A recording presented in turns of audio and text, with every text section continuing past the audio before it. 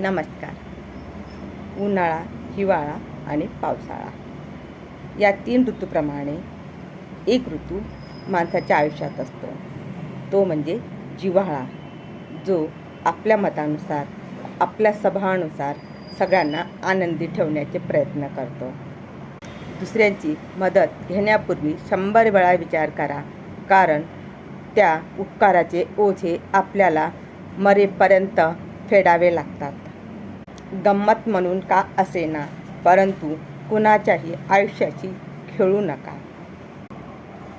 दुसऱ्याला बोट दाखवून बोलण्यापेक्षा एक गोष्ट नेहमी लक्षात घ्यायची की जेव्हा आपण समोरच्याला असं करून बोलतो तेव्हा हे बोट आपल्याकडे असतं, हे विसरायचं नाही.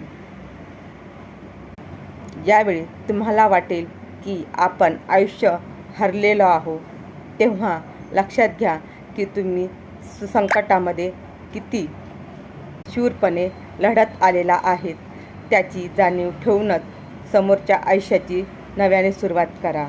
जीवनात सुख आणि दुःख हे चालूच राहणार आहे, म्हणून तुम्ही हिंमत खचू नका आणि त्या संकटाचा हिमतीने सामना करा. यश मिळाले नाही म्हणून तुम्ही खचून जाऊ नका, कारण या अपयशामुळे तुम्हाला नवीन उमेद मिळते. तुम्ही लोकांना फुकटचे सल्ले देत बसू नका, कारण ते स्वतःच इतके सल्लेगार असतात की त्यांच्याकडे वेळच वेळ असतो. पण तुम्ही जेव्हा त्यांना सल्ला देता तेव्हा त्यांना तो नकोसा वाटतो आणि ते तुमच्यापासून दूर राहण्याचा प्रयत्न करतात. अशा वेळी अशा लोकांपासून दूर राहा.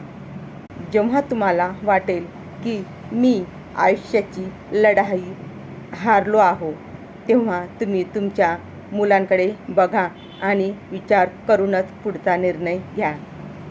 सर्वांनाच वाटतं की मला पटकन यश मिळावं, पटकनच सगळ्या गोष्टी हातात याव्या, परंतु तसं कधीच होत नाही. आपल्याला नेहमीच कष्ट करावे लागतात आणि कष्टाशिवाय पर्याय नसतो. कष्ट केल्याशिवाय तुम्हाला हातात पैसा आणि पोटात घास जाणार नाही. तेव्हा मित्रांनो, कधीही देगा हरी पलंगावरी असा विचार ठेवून जगू नका, कारण आयुष्य हे एकदाच मिळतं, बार नाही. मुलगा किंवा मुलगी यामध्ये कधीच भेद करू नका. मुलगाही तेवढाच आणि मुलगीही तेवढीच, कारण मुलालाही दोष देऊ नका आणि मुलीलाही दोष देऊ नका, कारण ते आपल्या संस्कारानुसार घडत असतात आणि संस्कार हे फक्त आपलेच असतात.